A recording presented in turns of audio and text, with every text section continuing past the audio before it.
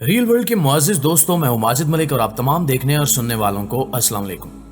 ناظرین گرامی، چنگیز خان کا مقبرہ مہمہ کیوں بنا؟ انگریز لوگ اس کی قبر کیوں ڈھونڈنا چاہتے تھے اور منگول قبر ڈھونڈنے میں دلچسپی کیوں نہیں لیتے تھے؟ اور چنگیز خان کی ایسی کون سی وصیت تھی جس پر عمل کر کے اس کی لاش کو ہزاروں گھوڑوں سے رندوایا گیا؟ تو پیارے دوستو، تلوار کے زور پر حکومت کرنے والا ظالم حکمران چنگیز خان 4 کروڑ انسانوں کا قتل عام کر کے دنیا کے ایک بڑے حصے پر قابض تو ہو گیا، لیکن اپنی عجیب و غریب وصیت سے لوگوں کو حیران بھی کر گیا۔ وصیت کے مطابق کہا گیا کہ اس کو ایک ایسی گمنام جگہ دفنایا جائے جہاں کسی انسان کی رسائی ممکن نہ ہو سکے، اور یہی ہوا۔ فوجیوں نے بھی اسے دفنانے کے بعد اس کی قبر پر تقریباً 1000 گھوڑوں کو دوڑا کر زمین کو اس طرح برابر کر دیا کہ قبر کا کوئی نشان باقی نہ رہے۔ یوں چنگیز خان کا مقبرہ دنیا کے لیے ایک مہمہ بن گیا، جسے حل کرنے کے لیے 8 صدیوں تک کوششیں جاری ہیں۔ بے شمار مہم جو نکلے، کئی مشن چلائے گئے، لیکن اس کی قبر کا سراغ تک نہ مل سکا۔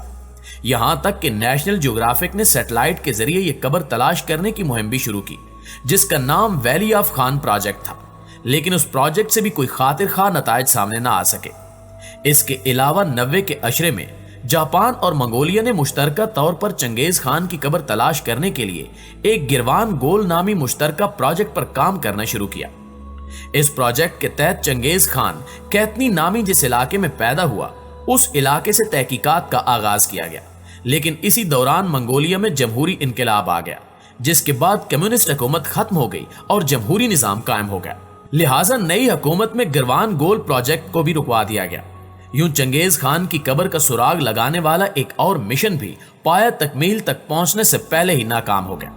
پیارے دوستو، کہا جاتا ہے کہ محققین کی اکثریت اسی بات کو ذہن میں رکھ کر مقبرہ تلاش کرتی ہے کہ چنگیز خان کا مقبرہ بھی ہر بادشاہ، سلطان اور امراء جیسا عالی شان ہوگا، کیونکہ اس وقت جنگجو بادشاہوں کی قبریں زمین سے تقریباً 20 میٹر گہرائی میں ایک بڑے کمرے کی شکل میں ہوتی تھی، جس میں بہت سی قیمتی اشیاء بھی رکھی جاتی تھی۔ ان میں چینی رتھ، قیمتی جواہر اور روم سے حاصل کی گئی شیشے کی بہت سی چیزیں شامل ہیں۔ مانا جاتا ہے کہ چنگیز خان کی قبر بھی ایسی قیمتی چیزوں سے لبریز ہوگی جو اس نے اپنے دور اقتدار میں جمع کی ہوں گی، لیکن حقیقت اس کے بالکل برعکس تھی۔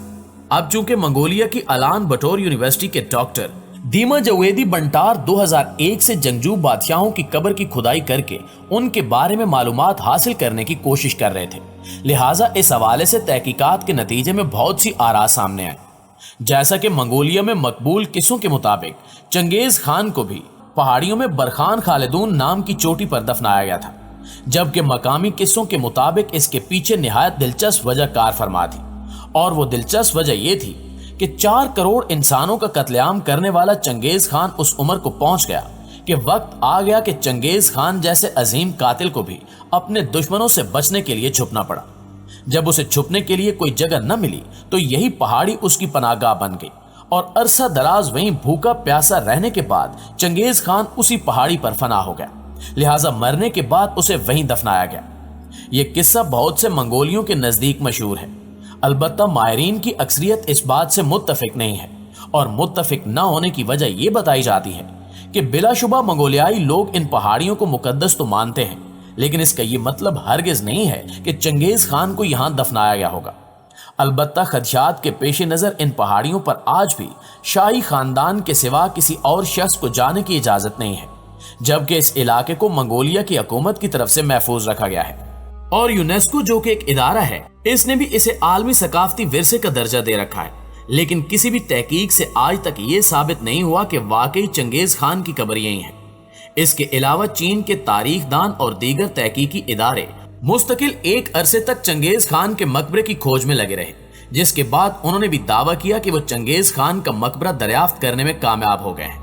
اس لیے انہوں نے دریائے آنون کا علاقہ بتایا، اور مزید کہا کہ اس جگہ سے دریافت ہونے والے مقبرے سے کل 68 ڈھانچے ملے ہیں، جن کے بارے میں کہا گیا کہ یہ مقبرے کی تعمیر کرنے والے مزدوروں کے ہیں، جنہیں اس مقام کو خفیہ رکھنے کے لیے زندہ دفن کر دیا گیا ہوگا۔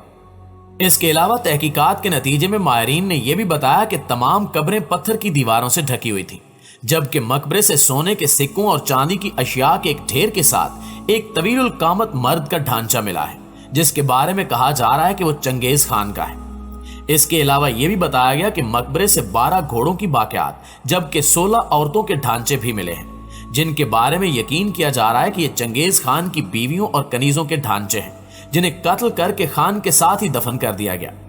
ان ڈھانچوں کے چاروں طرف طلائی سکے، مہریں اور دیگر بیش قیمت اشیاء بکھری ہوئی تھی، جن کے بارے میں خیال اخذ کیا گیا کہ ان اشیاء کو منگولوں کے اس عظیم رہنما کی حیات بعد از موت میں آسانیاں فراہم کرنے کے لیے اس کے ساتھ دفن کیا گیا تھا۔ ناظرین گرامی، ماہرین آثار قدیمہ نے کئی قسم کے ٹیسٹ اور تجزیے کرنے کے بعد اس بات کی تصدیق کرنے کی کوشش کی ہے کہ مقبرے سے برآمد ہونے والے طویل القامت شخص کی عمر 60 سے 75 سال کے درمیان تھی۔ اس کا انتقال سن 1215 سے سن 1235 کے درمیان ہوا تھا اور وہ چنگیز خان ہے، اور یہ بھی بتایا کہ مقبرہ سینکڑوں سال تک دریا کے ساحل کے نیچے رہا تھا، یہاں تک کہ دریائے آنون نے اپنا رستہ تبدیل کیا اور مقبرے کی جگہ پانی سے باہر آ گئی۔ سینکڑوں سال تک زیر آب رہنے والے اس مقبرے کی حالت انتہائی خستہ بتائی گئی، لیکن دوستو ان تحقیقات کو بھی زیادہ مقبولیت نصیب نہ ہو سکی، اور کہیں سے یہ ثابت نہ ہو سکا کہ اس تحقیق سے حاصل ہونے والا ڈھانچہ دراصل چنگیز خان کا ہی تھا، اور اس طرح یہ معمہ آج تک معمہ ہی بنا ہوا ہے۔ اس خبر کو جھٹلانے والوں کا خیال ہے کہ رقبے کے لحاظ سے منگولیا اتنا بڑا ہے کہ اس میں برطانیہ جیسے 7 ملک آ جائیں، لہٰذا اتنے بڑے ملک میں ایک نامعلوم قبر کو تلاش کرنا سمندر سے ایک خاص مچھلی کو تلاش کرنے کے مترادف ہے، جبکہ منگولیا ایک پسماندہ ملک ہے جہاں کئی علاقوں میں پکی سڑکیں تک نہیں ہیں، آبادی بھی بہت کم ہے، لہٰذا یہ ممکن نہیں کہ چنگیز خان کی قبر کو اتنی آسانی سے تلاش کیا جا سکے۔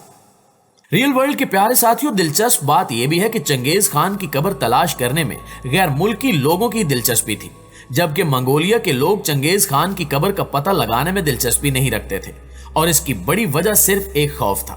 کہا جاتا رہا ہے کہ اگر چنگیز خان کی قبر کو کھودا گیا تو دنیا تباہ ہو جائے گی اور چنگیز خان دوبارہ زندہ ہو جائے گا، یا اس کی قبر کو دیکھ کر لوگ اس کی خصلت اپنانے کی کوشش کر کے انسانوں کا قتل عام کریں گے، اور اس طرح ایک وحشی قوم وجود میں آئے گی جو دنیا کو تباہ و برباد کر دے گی۔ یہی وجہ ہے کہ منگولیوں کے دلوں میں وہم نے اپنی جگہ پختہ کر رکھی ہے، اور وہ چنگیز خان کی قبر تلاش کرنے کا سوچنا بھی پسند نہیں کرتے، اور جو لوگ چنگیز خان کی قبر تلاش کرنے کے خواہش مند ہوتے بھی ہیں انہیں بھی نہایت مشکلات کا سامنا کرنا پڑتا ہے، یعنی ان کے لیے یہ کام آسان نہیں ہوتا۔ البتہ ان کی تحقیقات چنگیز خان کی تصویر، جو یا تو پرانے سکوں پر پائی جاتی ہے یا پھر شراب کی بوتلوں پر موجود ہے، اس تصویر کی مدد سے محققین کی تحقیقات شروع ہوتی ہیں، کیونکہ اس کے علاوہ کوئی اور ایسا نشان نہیں ہے جس سے ان کو مدد مل سکتی ہو۔ پیارے دوستو، ان تمام کوششوں کے باوجود چنگیز خان کا نام و نشان نہیں مل رہا۔ کئی سلطنتوں کو عبرت کا نشان بنانے والا چنگیز خان، لاکھوں انسانوں کو ڈھانچوں اور کھوپڑیوں میں تبدیل کرنے والا، آج خود ایک بے نشان شے کی طرح لاپتہ ہے، جس کا وجود تک باقی نہیں ہے، اور یہی سلسلہ ہر انسان کے ساتھ تا قیامت جاری و ساری رہے گا، جبکہ اصل حکمران اور باقی رہنے والی ذات صرف ایک وحدہ لا شریک کی ہے، جو تمام جہانوں کا رب ہے، جس کے علاوہ ہر شے کو آخر فنا ہونا ہے۔ اسی کے ساتھ اپنی ویڈیو کا اختتام کرتے ہیں۔ امید ہے کہ آپ کو آج کی ویڈیو پسند آئی ہوگی۔ انشاءاللہ آپ سے ملاقات ہوتی ہے اگلی ویڈیو میں، تب تک اپنا خیال رکھیے۔ اللہ